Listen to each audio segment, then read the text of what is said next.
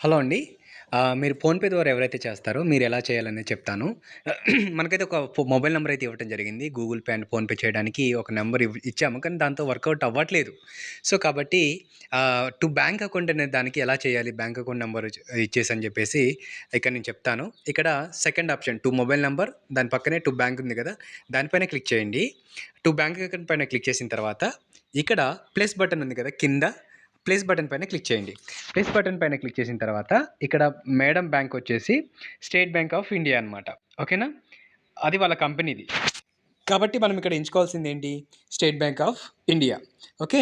State bank of India ఎంచుకున్న తర్వాత ఇక్కడ అకౌంట్ నెంబర్. అకౌంట్ నెంబర్ ఏంటి మనకి ఇక్కడ 425 ఓకే 79 11 4202 ఇక్కడ ఐఎఫ్‌సి కోడ్ నాట్ రిక్వైర్డ్ ఓకేనా?